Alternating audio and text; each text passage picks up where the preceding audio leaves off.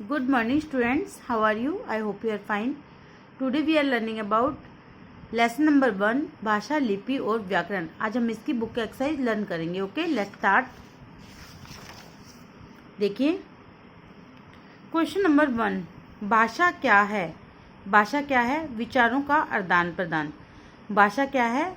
विचारों का आदान प्रदान. भाषा के कितने रूप है? भाषा कितने रूप हैं? भाषा के 2 रूप हैं. मनुष्य कैसा प्राणी है?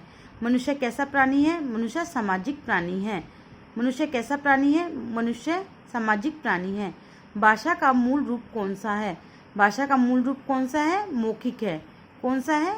मौखिक है. संविधान, भारत के संविधान में कितनी भाषाओं को मान्यता दी गई है? कितनी? 22. कितनी भाषाओं को मान्यता दी गई है? 22 भाषाओं को.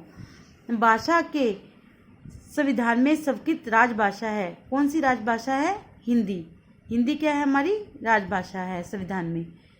अंग्रेजी भाषा किस लिपि में लिखी जाती है? किस लिपि में? रोमन लिपि में. कौन सी? रोमन. उर्दू भाषा की लिपि है. कौन सी लिपि है? फारसी लिपि है. कौन सी है? फारसी.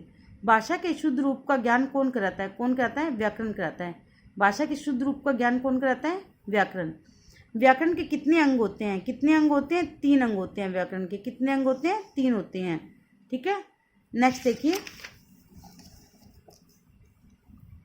रिक्त स्थान की पूर्ति करनी है.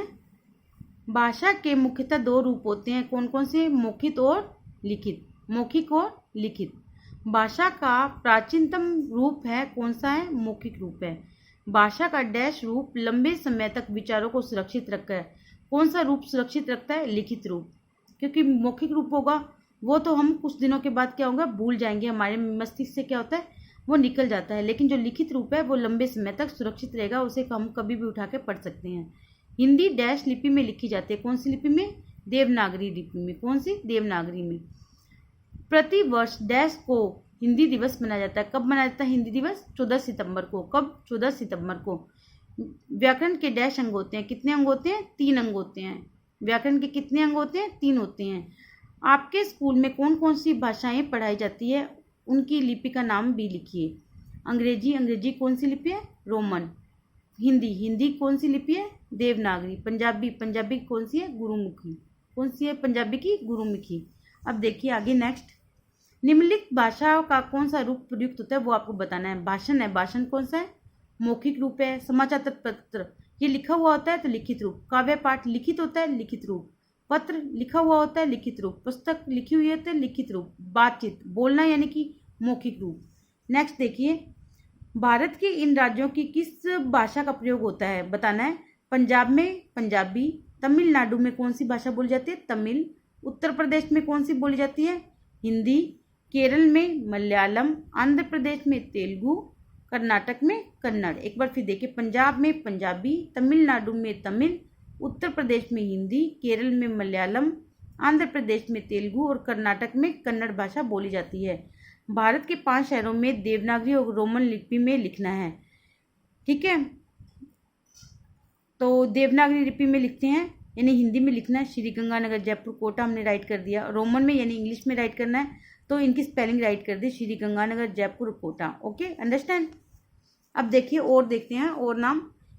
दिल्ली, दिल्ली को इंग्लिश में राइट किया यानी कि रोमन में राइट किया. मुंबई, मुंबई इसे रोमन में राइट किया इंग्लिश में यानी कि. ठीक है. नेक्स्ट देखिए, हिंदी के इन शब्दों को रोमन लिपि में लिखना है. बस अब टूट पड़ो तो इसे आपको इंग्लिश में राइट किया BSS. बस अब टूट पड़ो. चल हटके, चल हटके. मान भी जाओ, MNN, मान भी जाओ. इसे इंग्लिश में आपको राइट करना है यानी रोमन में राइट करना है. ओके, देखिए नेक्स्ट. मिलान करना है. उर्दू, उर्दू की लिपि कौन सी है? फारसी. उर्दू फारसी. हिंदी की देवनागरी. हिंदी कौन सी लिपि है? देवनागरी लिपि है. अंग्रेजी की कौन सी है? रोमन लिपि है. पंजाबी की गुरुमुखी. मराठी की देवनागरी. संस्कृत की देवनागरी. दोबारा देखो, उर्दू फारसी, हिंदी देवनागरी, अंग्रेजी रोमन, पंजाबी गुरुमुखी, मराठी देवनागरी और Sanskrit Devanagari. Okay, I hope आपको ये लेसन समझ में आया होगा. आप इस लेसन को अच्छे से रीड करिए, वीडियो को अच्छे से देखिए और फिर हो सके तो इसकी रिटन प्रैक्टिस कीजिए. Thank you. Have a nice day.